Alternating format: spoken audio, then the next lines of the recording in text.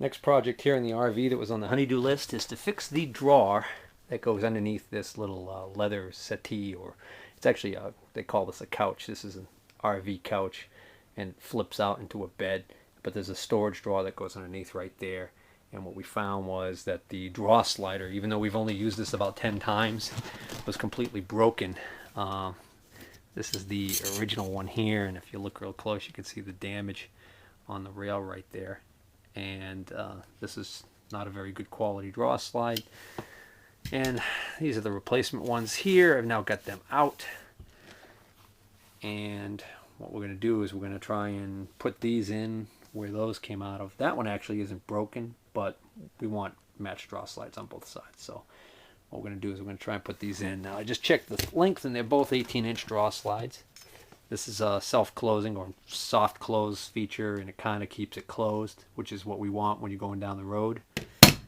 This had something similar to that. It's a spring-loaded deal here.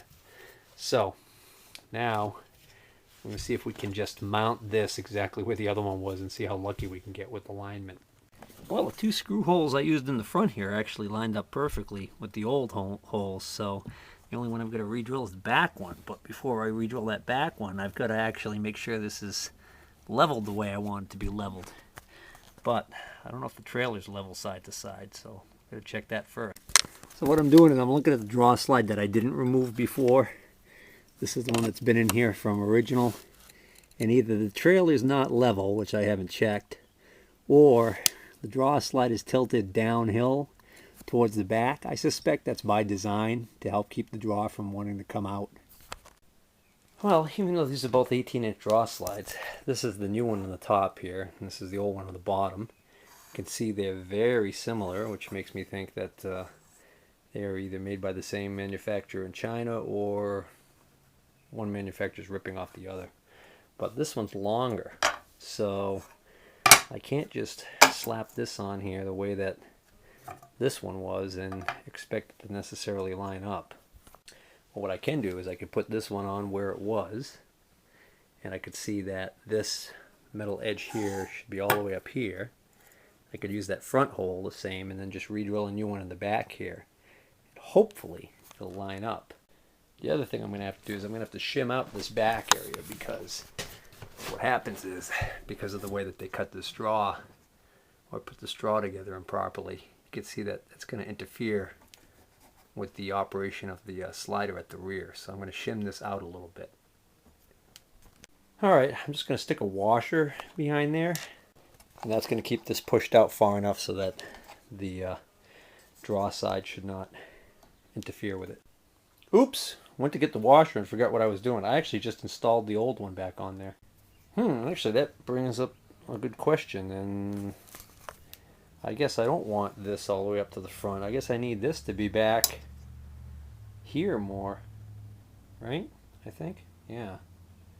So I think what I've got to do is I've got to figure out, if I put this here, then I want to use, that ain't gonna work either. Well, I just checked and discovered that the pin that this locks onto is that much more forward on the new rails. In other words, this pin right here actually is way up here on the new rails, so that's why this part's shorter. So maybe that's an improvement in design, I don't know.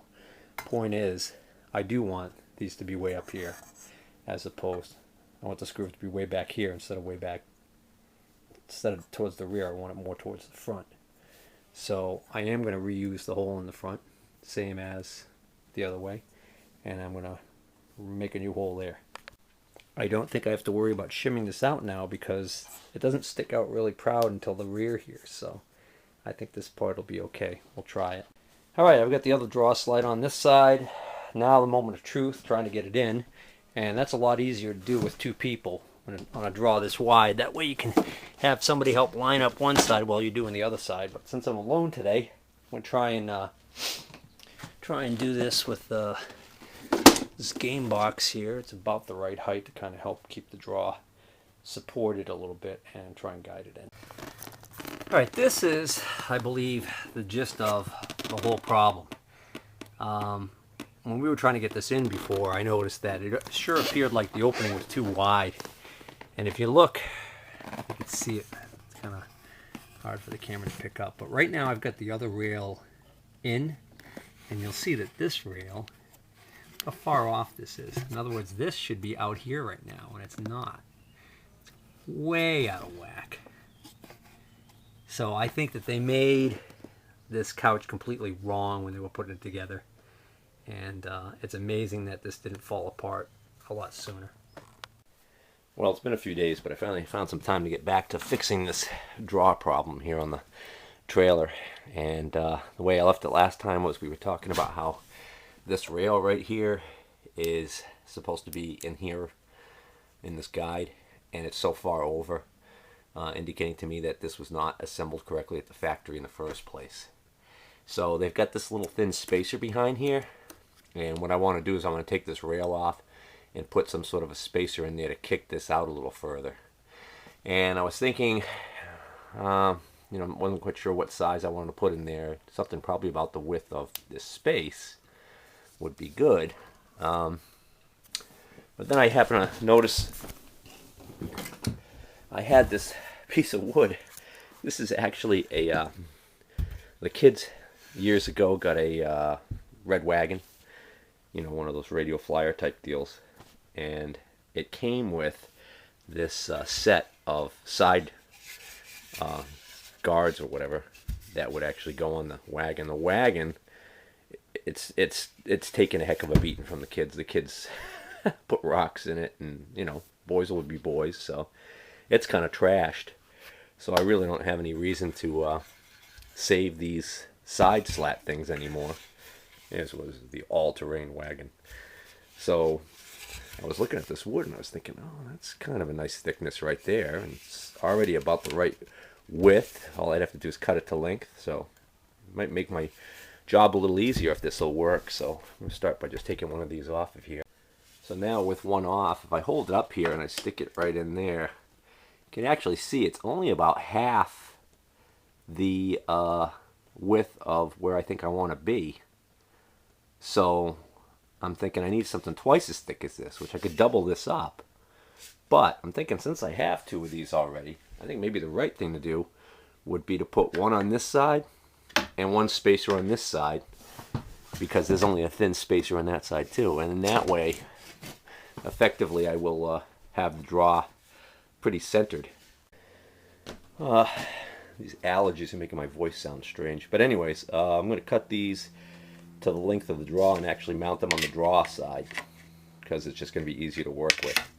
So let's see, still have a pencil in here. Alright, so as long as I've got my square still handy, I might as well make use of it. Alright, so I'm going to go cut these. This wood's so thin, and I don't have that much cutting to do, so I'm doing it old school with this handsaw. This actually belonged to my father. It's kind of damaged. Too bad, but kind of have to admire the way they made tools back then. I noticed that there's a company that still makes saws just like this, brand new, with the fancy handles and everything. And they're expensive. But this one is old as the hills. A little rusty too. Alright, so another bonus to using these is these already have countersunk holes drilled in them, and I can even recycle those screws to tack this onto the side. So now I'm taking a note. I just removed the screws that hold the rail on, but I'm making note that it's about 1/8 of an inch up from the bottom edge of this rail. So I kind of want to have that be where it gets mounted on after I put the spacer in. So if I put the spacer in here and I go up 1/8 of an inch from the bottom, in other words, if I put it on like this, it should be just about right. So the other thing I've got to do is I've got to make note of where the screw holes are. I'd like to try and hit these same screw holes again. Now I just made a couple of pencil lines that are going to line up with the center hole of the two holes that I want to use. Double check, make sure I hit the right ones. Yeah, that's it. So now I can, let's see. Yes, I could measure up from this bottom edge here to the hole, and I can actually make another mark. So the combination tool, combination square is a great tool for this job. Here I just set the depth of the square, of the blade from the square at the center line. And then I could just transfer that mark onto my side rail. Here I am transferring the mark onto the side rail. And now where those two lines cross should be just about where I need to drill my holes.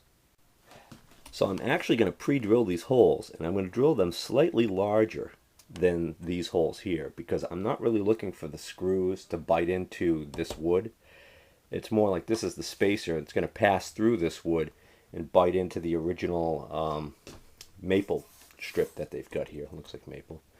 So by making the holes slightly larger, I can also basically have a little bit of a fudge factor to make sure, in case I'm not dead on with my positioning of these marks. So now I just position my wood so it's the bottom edge is flush with the bottom of the draw, and then when I put this over the holes and I put the screws through, the screws will go in and they're engaging the original holes, and you can see that this is about the 1/8 of the inch up from where it was supposed to be, so that worked out well. Now, just for good measure, I'm going to attach this further by, since I've already got these 3 countersunk holes sitting right here in front of me, I might as well use them, and I'll reuse some of those original screws that we used in the actual wagon side rail. So I do want to pre-drill a little bit through to the back there. Actually, scratch that. I just realized that I'm just screwing into a plywood side, so I'm not really concerned about splitting. If this was solid wood, and especially if it was like the edge of a narrow piece, I wouldn't want to pre-drill it. But since these screws are pretty small, and I'm not going to be really drilling into solid wood, it's just plywood, should be able to take it just fine.